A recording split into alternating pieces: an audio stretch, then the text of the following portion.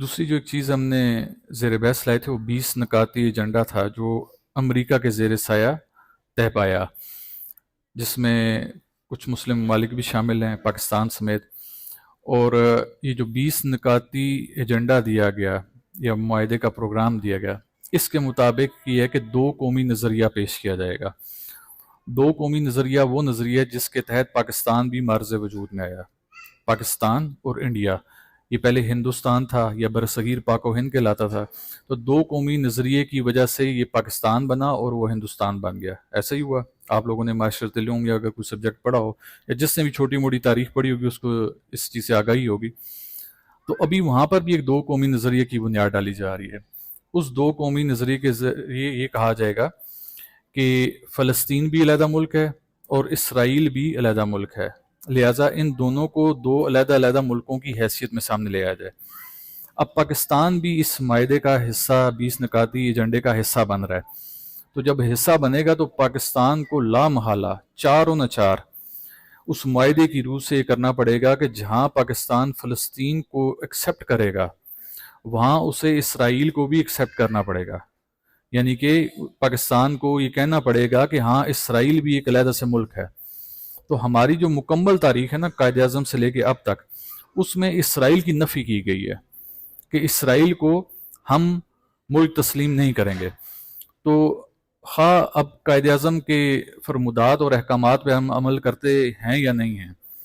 لیکن قائد اعظم کی ویلیو ہماری نظروں میں اس لیے ہے کیونکہ 5,000 کے نوٹ پہ تصویر بھی بابائے قوم کی لگی ہوتی ہے۔ تو ہر شخص کو اس پیسے سے پیار ہوتا ہے تو قائد اعظم سے لامعالہ پیار کرتا ہی کرتا ہے۔ تو قائد اعظم کے فرامین کو تو ہم نے پس پش ویسے ہی ڈالا ہوا ہے، ورنہ وہ تو بہت سی باتیں اچھی کر کے گئے، لیکن اگر ہم ان کی کسی اور بات پر عمل درآمد نہیں کر سکتے تو اسرائیل والی بات کا کیا کریں گے ہم؟ کہ انہوں نے واضح طور پہ کہہ دیا تھا کہ پاکستان ہر ملک کو تسلیم کرے گا لیکن اسرائیل کو کبھی بھی تسلیم نہیں کرے گا۔ اور اس کی وجہ یہ کیا تھی کہ جو اسرائیل کا غاصبانہ تسلط تھا، جو قبضہ تھا فلسطین کی سرزمین کے اوپر، یہ دراصل اسرائیل کوئی ملک ہے نہیں تھا، ایک چھوٹا سا ہجوم تھا جو کرتے کرتے دوسروں کی ایما کے اوپر، اس کے پس پش اور بہت سی استعماری قوتیں ہیں جنہوں نے اس کو تیار کیا، اس کو ایک عام بچے سے ایک تناور نوجوان بنایا اور اس کو اتنا طاقتور کر دیا کہ اس نے آہستہ آہستہ فلسطینیوں کو ہی بے دخل کرنا شروع کر دیا۔ تو جب یہ دو قومی نظریہ ایکسیپٹ کیا جائے گا تو پاکستان کے حکمران جو ایکسیپٹ کرنے کے بالکل کونے پہ کھڑے ہوئے ہیں، انہوں نے یہ بھی دیکھنا ہوگا کہ کیا پاکستان کی جو یہ کروڑوں کی عوام ہے کیا وہ اس معاہدے کو ایکسیپٹ کرے گی، اس 20 نکاتی ایجنڈے کو ایکسیپٹ کرے گی، یا دیگر اقوام عالم جن میں خاص طور پہ مسلمانان عالم جو ہیں کیا وہ اس معاہدے کو ایکسیپٹ کریں گے؟ کیا وہ اس پوزیشن میں ہے کہ اسرائیل کو ایک سیپریٹ ملک کے طور پر تسلیم کریں؟ نہیں، بیشتر ممالک ایسے ہیں جو اسے تسلیم نہیں کرنا چاہتے، اس کے غاصبانہ تسلط کے خلاف وہ سینہ سپر ہیں۔ تو ایسے میں پاکستان کو ایک بہت بڑی ریٹیلیشن کا سامنا کرنا پڑے گا،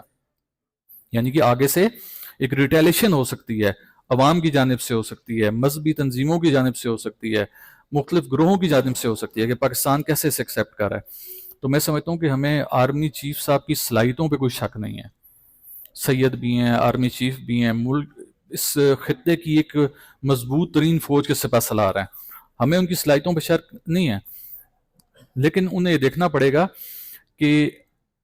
جو لوگ ان کے ساتھ اس معاہدے کا حصہ بنے ہوئے ہیں، جو ان کو 20 نکاتی ایجنڈے کے اوپر اس کی اچھی باتیں بتا رہے ہیں، اس کے فضائل بتا رہے ہیں، کل جب اس معاہدے کا آؤٹ کم اچھا نہ نکلا، رزلٹ اچھا نہ نکلا،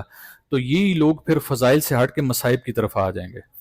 پھر یہ اسی آرمی چیف کو کوسنا شروع کر دیں گے کہ اس کے ہوتے ہوئے یہ معاملہ ہوا۔ لہٰذا انہیں بڑی دور بینی سے کام کرنا ہوگا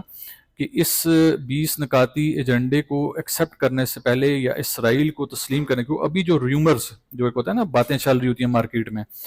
وہ جو جگہ باتیں چل رہی ہیں وہ یہی چل رہی ہیں کہ اس سارے معاہدے کی آڑ میں اصل مقصد یہ ہے کہ اسرائیل کو ایک قوم کے طور پر سامنے لایا جائے، تو جس کو یقیناً پاکستان کی عوام تو کسی صورت بھی ایکسیپٹ نہیں کر رہی۔ ابھی سے معاملات ایسے آنا شروع ہو گئے ہیں، لوگوں کی طرف سے تاثرات سامنے آ رہے ہیں، لوگ اس کے خلاف بات کر رہے ہیں۔ تو آرمی چیف صاحب کو دیکھنا پڑے گا کہ جو ان کے دائیں بیٹھا شخص ہے، ہم اس کی بات تو نہیں کریں گے، لیکن جو بائیں بیٹھا شخص ہے ذرا اس کی طرف سے محتاط رہیں کہ اس کی طرف سے آئے مشورے کو ایک دفعہ اس کی اچھی طرح جان پرکھ کر لیں، اور ہم ان صاحب سے بھی کہیں گے کہ آپ ہر معاملے کو دربار بر امام سرکار کو نہ سمجھیں کہ جیسے آپ نے دربار بر امام سرکار کے مسئلے میں کیا کہ جی عرس جو ہے جب مرضی اٹھا کے کر لیں، مئی کی ڈیٹیں تھی تو اٹھا کے آپ نے اگست میں کرا دیا، کیونکہ آپ نے کہا کہ آپ ایک طاقت ہے میں اس ٹائم، تو جب مرضی کرا لیں، آپ کو یہ بھی خیال نہ رہا کہ تاریخی اہمیت کدھر جائے گی۔ تو ایسے میں جب آپ پاکستان کی کسی اس چیز کا فیصلہ کرنے جا رہے ہیں جہاں پر مسئلہ فلسطین اور اسرائیل کے درمیان ہے، تو خدا را اس سے خالی دربار بر امام سرکار کا مسئلہ نہ سمجھیں کہ یہ اس مسئلے کی طرح ہوگا اور آپ اس کے اوپر کچھ بھی امپلیمنٹ کر دیں گے۔ یہ بہت بڑا مسئلہ ہے، یہ دو قومی نظریے کا مسئلہ ہے، تو ایسے نہ ہو کہ اس کی ریٹیلیشن میں بہت سے معاملات خراب ہو جائیں۔ تو پاکستان اس بات کا متحمل نہیں ہے۔ ہم تو کیونکہ اللہ کے ولیوں کے در سے منسوب لوگ ہیں، تو ہم نے جب یہ عرس کی تاریخوں کو ادھر سے ادھر کر دیا گیا اور ببانگ دہل کیا گیا کہ جی ہم نے چاہا، ہوتی مئی میں تھی لیکن ہم نے چاہا، تو جب یہ کر دیا گیا ہم تو اللہ کے ولیوں کے پیٹرن پہ چلتے ہوئے وما علینا الا البلاغ المبین کہہ کے چپ ہو گئے کہ ہم نے لڑائی فساد نہیں کرنا، دین میں سختی نہیں، لا اکراہ فی دین کی بات کریں، لیکن یہ معاملہ اس معاملے میں نہیں ہوگا، تو بڑا کیئرفل رہنا پڑے گا۔ لہٰذا آرمی چیف صاحب کو چاہیے کہ اپنے یہ جو آنا کھبی سائڈ تے بندہ بیٹھا ہے، اس کھبی سائڈ تے بیٹھے ہوئے بندے نہ بڑا خیال رکھن، اس کو مشورہ لینے خیال رکھن، کل نہ کوئی مشورہ اپنے پیٹے نہ پی جائے انہوں نے۔